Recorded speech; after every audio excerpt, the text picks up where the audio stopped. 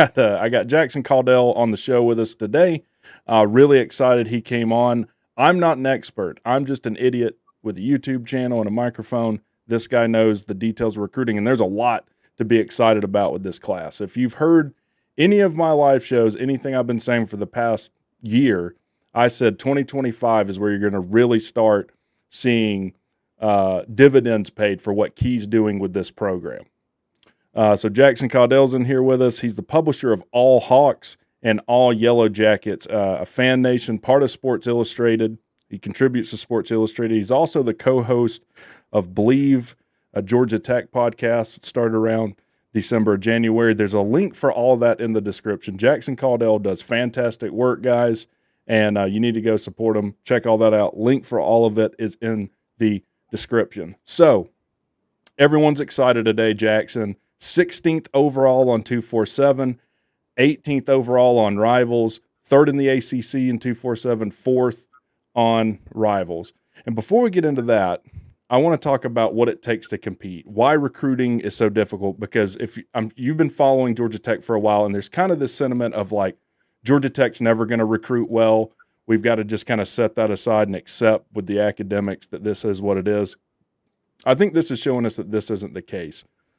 There was a report that came out or an article about you have to have your blue chip ratio. So 40%, people are calling me while I'm trying to do the show. What are you doing? I'm talking to Jackson Caudell here. But you need, 50% plus one player to compete. What does it take to compete in the recruiting world today? Well, number one, I was talking about this earlier with a friend of mine today, and I forget the name of the article, but it's in The Athletic, and it really details, it talks to a lot of anonymous high school coaches, and it really details the work of who's putting the most work in the state of Georgia, whether it's Atlanta and just overall. And it's not even asking them, hey, what do you think about Georgia Tech? What do you think about this? They just bring up Georgia Tech on their own. Like, these guys are doing a tremendous job. Because recruiting, it's not just having a good relationship with a high school kid and telling them to come to your school. You want to have good relationships with their families. You want to have good relationships with their high school coaches, with their recruiting directors there. And, that takes time. So, I think what you were saying about how 2025 was kind of what you were pointing to. I think one of the things kids want to see nowadays, it's obviously NIL is very prevalent today. Right. I think you can't escape from that, but also kids want to win. They want to, if they have the opportunity, they want to go to a place they have to win. And not that the kids that weren't in the class already weren't good, but once Key started winning, you already saw on signing day last year, you flip a 4-star running back and prevent him from going to Texas A&M. You flip a defensive end from Colorado. And I was telling my buddy earlier, it could, you're excited about what he's doing right now, but it could get better. What if they win 8 or 9 games against a really tough schedule this year? What if they compete with Notre Dame? What if they play Georgia tough again?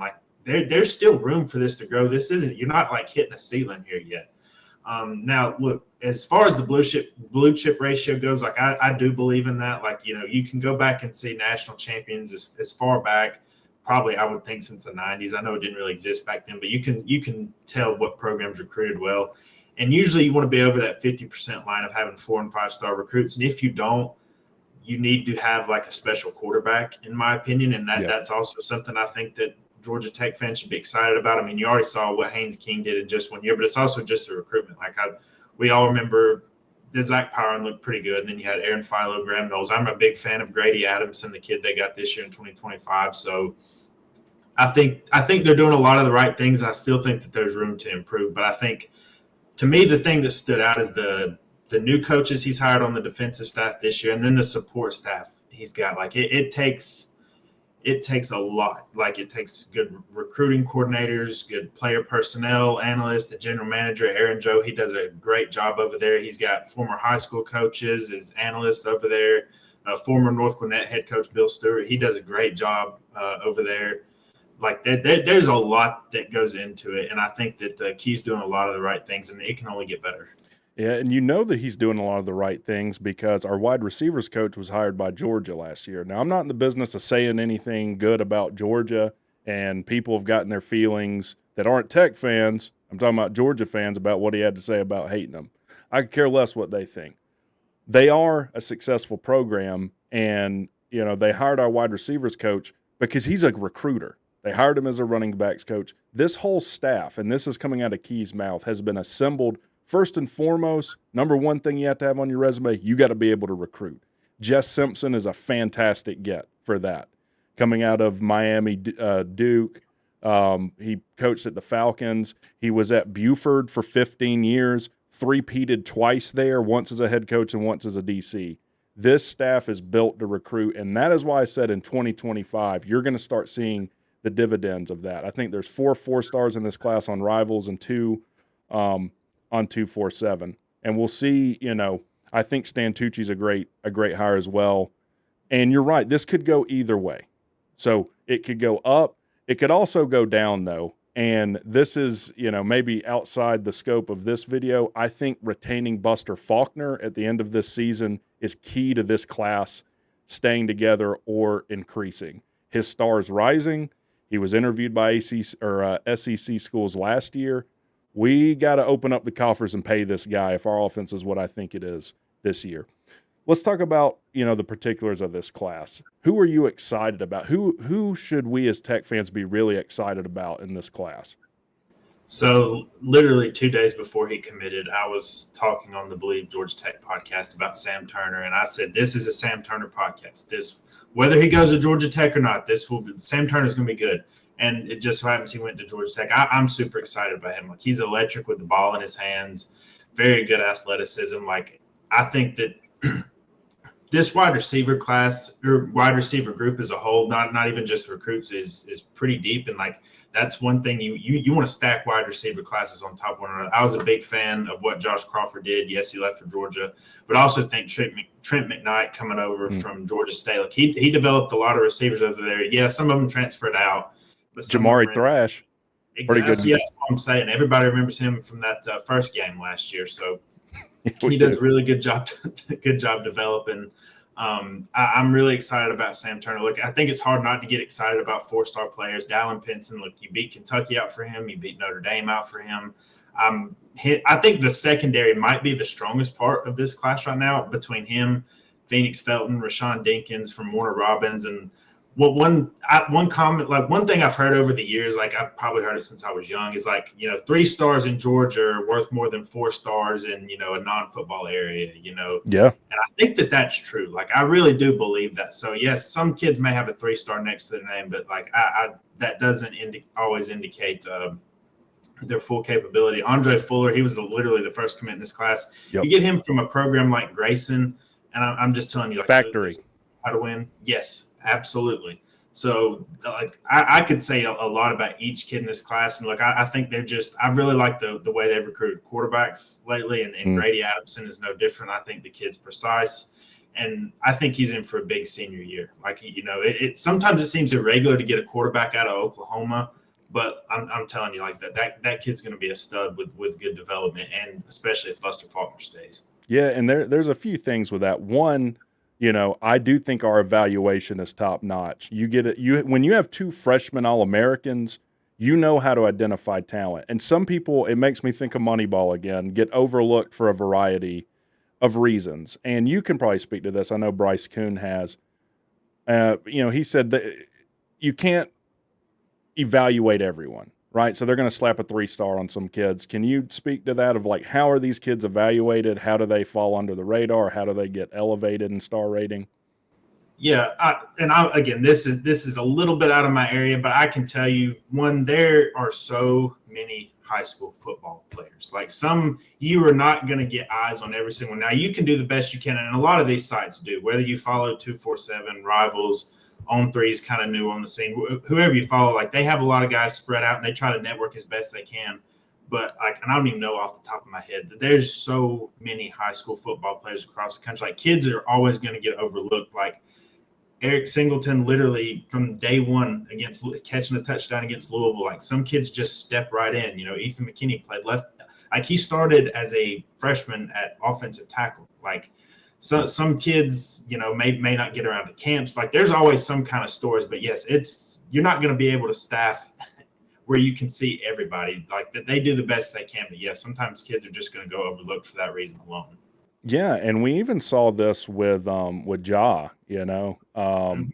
he was a 3-star initially, and then when Alabama and LSU come looking, now all of a sudden he's elevated to a high 4-star. So that plays into it too. By the way, we're going to have JP Powell on at some point next week, running back recruit in this class on 247. He's the 4th highest rated recruit, borderline 4-star, 89 overall out of Miller County. Also, that we still have this pull with Grayson. That was something Kenyatta Watson had a foothold in, who's at Auburn now. And if you look at who's offered these kids, we're beating out Auburn for a lot of them. Auburn's offered a lot of these kids. That's not something we've seen at Tech in a while. I mean, when you're in a top 25 class and that makes it a historic class for Tech, tells you the struggles we've had. And, as soon as Key got on campus, he talked about recruiting being a battle, and it is. And that's what we have to do with win. And I'm excited to see where this goes. Do you have a pulse on anyone else being added to this class, or what we can look forward to? I know that they still have plenty of targets out there. I don't have anything that may be imminent. Like, I'm not saying, hey, I'm going to hop off here and y'all better be getting ready for tonight. But yeah, I know that they're still battling for a lot of kids, and they've got a couple battles with Georgia. I know they're in on 5-star offensive tackle Josh Petty. I know a lot of Tech fans that got their fingers crossed. I know. Let's talk about him. Like favorite here, but those are the kind of kids you need. Let's talk about this 5-star. So I don't think Tech's ever signed a 5-star. I think there's some questions with Calvin Johnson. That was a long time ago when the kind of blue chip was not as much of a thing. I know when I was following it, he was a 4-star. And all of a sudden, people have laughed at me in the comment section saying Tech is positioned to become offensive line U. But I think that's true.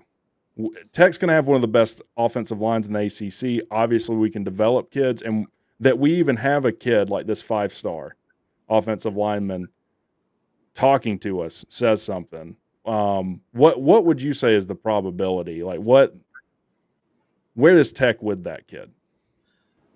Right now, I think it would be fair to label Florida State the favorite. I know Stanford was also – I know he dropped his top 5 and had Tech, Stanford, Ohio State, Tennessee, and Florida State.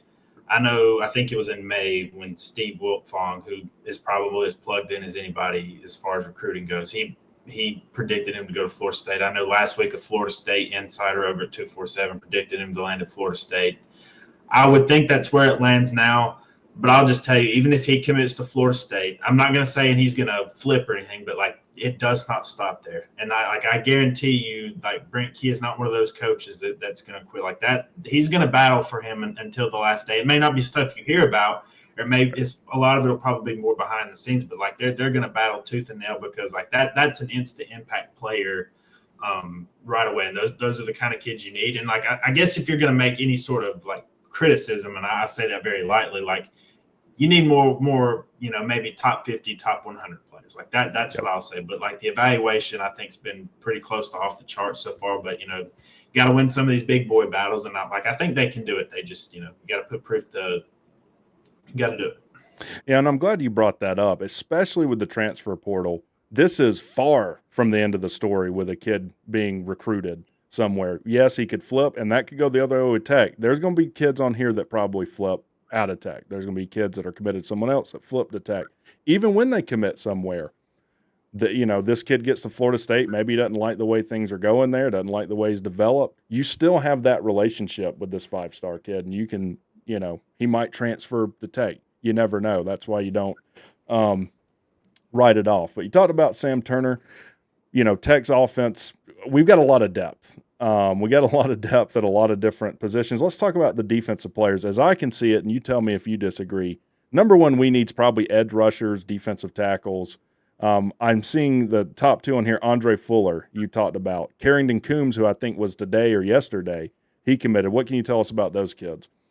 Super athletic and twitchy off the edge. Those kids got good bend and good athleticism. They have good frame. They're going to keep putting on weight and getting what they need to do. And again, I guess if I'm going to if I'm going to poke holes here, I think defensive tackle, I'm still looking for them to land a few impact defensive tackles.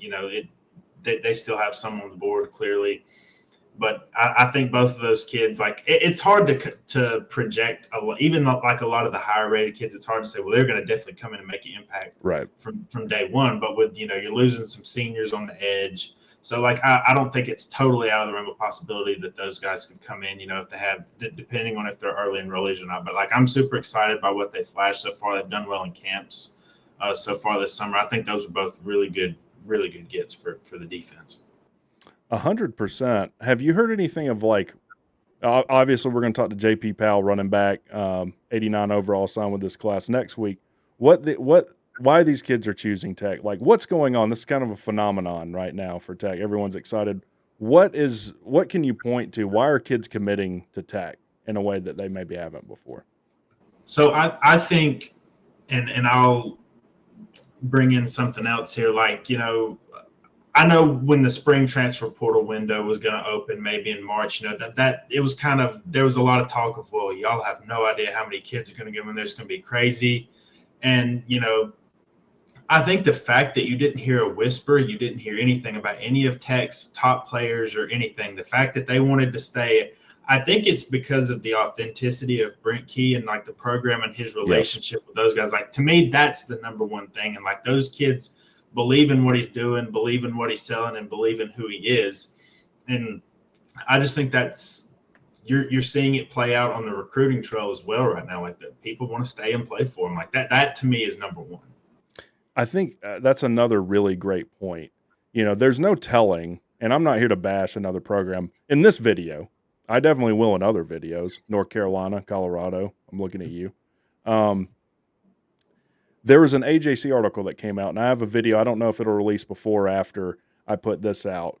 Key gave to alumni at Skeller School of Business. I don't know if you've seen this AJC article. He talks about kind of everything he went through and how he's, he puts himself behind the success of the kids. Like, first and foremost, it is the success of the kids. What do I do to make sure they get what they need? I do think Key's authentic. I think that's why he comes off awkward in interviews sometimes. The spring break fell. Quiet down! Thank you. Still works. Still got the O-line voice in me. Appreciate it. Dang, it really worked. Wow, that surprised me. Is just because, like, he's not trying to be something he's not. Like, he's not necessarily a salesman, which I think is a good thing in this case. Like, when you come, one thing I know Key does that's different, like when a kid comes on campus, no matter what his star rating is, like, let's work out. Let's see what you look like. Let me put eyes on you. So I really, really like that about Key. I think the staff is built for that. Justin, I'm going to butcher his name, Hassan Hoodle. Do you know how to say his name? I butchered it earlier, so I that's what I've been saying. But again, like, I apologize for any mispronunciations. Yeah, he could bend us both into a pretzel for saying that. But what do you know about him? He's the second highest rated kid on the board. And look, 4-star offensive linemen are gold in recruiting. Like, that is how you build championship teams. I'm not saying Tech can compete for a national title next year.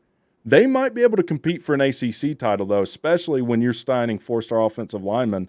Kid out of Rabun Gap. We've had another kid in previous class that signed out of Rabun Gap we really like. What do you know about this kid? When I say like a people mover, like this is like the kind of description I'm talking to. Like, it just comes off right away. He has really good hips, really gets off the ball, just really explosive just off the snap, and just absolutely mauls you and moves you. Like, extremely quick feet as well. Like, you put him in the development. Obviously, Brent Key's an offensive line guy. I think Jeep Wade, I don't think he gets talked about the kind of job he did turning. I mean, we all remember the offensive line from a couple years ago, just what he flipped it from just getting it to last year. Like, I think that development is going to speak volumes. But, yeah, man, just super explosive off the ball, and he just moves people. Like, really nasty guy. Love to hear it. And I think you're right. Jeep Wade doesn't get talked about enough, or Brent Key, for what they've done to turn this offensive line. Again, that's how you build championship teams. And, when you have a freshman All-American, and this is the kid that has a talent, I think, to do that as well. I don't know if he'll play as a freshman, but other than quarterback, probably offensive line's the toughest position to play as a freshman. Yeah, we've had a former ACC champion on the show, Joe Gilbert. He'll tell you the same thing. Not easy to do.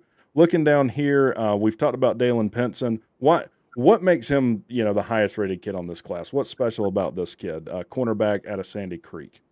I say this a lot, but it's just the athleticism that pops up on tape, like the quick movement when he's in coverage, the ball tracking ability, his ability to be physical with guys on the line of scrimmage. Like, he's like not maybe the biggest guy, but again, the press cover steals are really sound. He breaks on the ball really well, just like an all-around, well-rounded corner. And then, of course, like defensive back, he's got speed.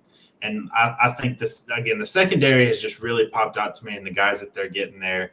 I know Phoenix Felton, the safety that they got, he's kind of along the same lines. He wasn't well known, and then, he commits to Tech, and, he's a lot more higher rated now.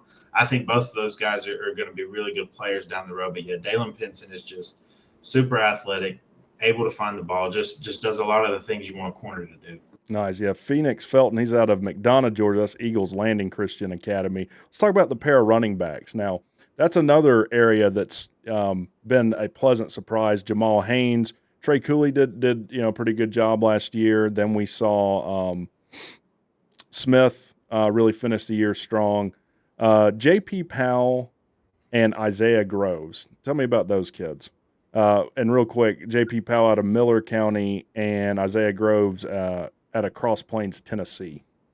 I think they're multidimensional. I think they're the definition of all-purpose backs. I think they have a lot of potential catching the ball out of the backfield.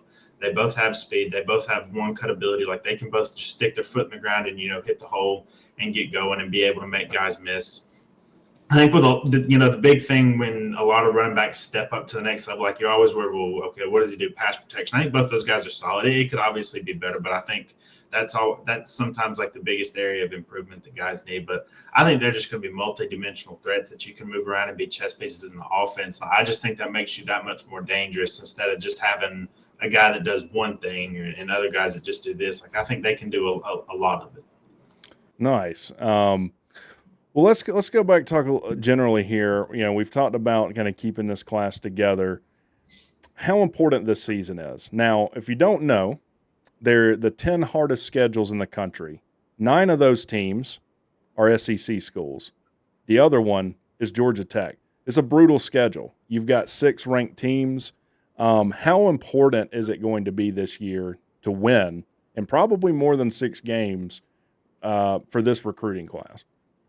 I think not just winning, but it's also competing. Like, you don't need to have the Bowling Green type brain fart, and there's not many easy opponents on the schedule, so there's not many opportunities to do that. VMI maybe is the only one I can think of. Yeah, but even then, like, you could play an F- game and probably still win that by 20 points. But you just need to be able to show you can compete with Florida State. You don't need to get run off the field. You need to be able to show you can compete with Notre Dame, with Georgia. I guess Miami, but I mean, they haven't been a top program in a while, but like they're going to be ranked again at the beginning of the season. So yeah, just being able to compete in every game, and yes, improving your record definitely helps. I haven't made a determination on, final record or prediction thing. I'm still mulling over a lot of that because I do think this could be a much better team than last year, and maybe the record's still 6-6 like that. And that's just more of the scheduling type things. Like, you might have 8 of your 12 opponents be in the top 25 at the start of the year. So Definitely winning and just competing in every game. Yep. And what I'm hearing is, you got to compete. You can't have a game like Clemson last year where they just run you off the field. You got to avoid that. You got to avoid the embarrassing losses, and you need a marquee win. I think this year you need to beat Georgia, Notre Dame, Florida State, or, like an NC State or one of those type teams. You need to go beat a top 10 team this year. So there's kind of a lot that goes into it. Like, it's probably an unfair question of like how many games you need to win. Well, there's a lot that goes into that. Depends on the games you win, the games you lose, and how you look. What do you think about Georgia Tech is attracting these kids as an institute? Are they impressed with the academic standards? Is there anything about Georgia Tech in and of itself that you're hearing these kids like? I know something that the coaching staff and just basically everyone, and you see it, on social media, that they're trying to stress is like Georgia Tech is obviously a high-level Division I football school, but they're also setting you up for life afterwards. Like whether it's a degree, anything. I know NIL is improving too. Like, I'm sure everybody read the AJC article. Like Jay Batt is creating revenue and doing a lot of that. Like there's a lot of good things. But I do think what all you can do at Tech, you just can't do anywhere else. And I think they're really trying to hammer that home. And like people that aren't familiar with Georgia Tech would probably roll their eyes at it. But I do think it makes a difference. 100%. And look, maybe that'll be a good place to end the video on NIL. Now, I've been a huge critic of NIL at Georgia Tech, and that even goes into my own personal experience with it. Become a member today, and you can watch that video. I'll talk about my experience with it. But it does sound like Jay Batt is doing a lot better job. How is NIL playing into this? How is Tech doing in NIL? How is NIL factoring into signing these recruits at Tech? I personally, honestly, can't speak to how it's affecting them signing with Tech. That is something that's outside of me right now. Mm-hmm. But I do know that they are trying everything they can to be a high-level Division I football program. Like Jay Batt uses that exact phrase like all the time. I know that they are trying to do everything they can to improve it. I've been a critic in the past as well. Like I think it can be better. But I do think that the effort is there. Like, I don't think that there's just, shrugging of the shoulders, well, there's just nothing we can do. Like, I do think that there's being an effort being made. And it's just something that may take a little bit. 100%. Well, man, I appreciate you coming on. It's at Jackson Caudell on Twitter. Go follow him on Twitter. Go watch the Believe Tech podcast. He writes for Sports Illustrated. Go check out all those articles. They're great. What do you have coming up, Jackson, people need to be paying attention to? Well, there's going to just be round-the-clock recruiting coverage, obviously. I'm already starting to dive into some way too early game previews. Look, I know that may not be everybody's thing in the middle of summer, but that's kind of, there's just a little bit of a lull period right now. We're in the dog days of summer. We're all waiting for August 24th. But, yeah, there's just plenty of recruiting coverage and plenty of just kind of some early look-aheads for the season. Now, people are definitely wanting that. I mean, you're a professional. I'm the one who does dumb things like models a plane in Microsoft's flight simulator with Jeff Collins' face on it to do a plane crash video. That's what I do in the off season. If you want something that people actually want to read and pay attention to, go listen to Jackson Caudell. Man, I appreciate you coming on. Appreciate you guys listening. Y'all have a good one. We'll talk to you next time.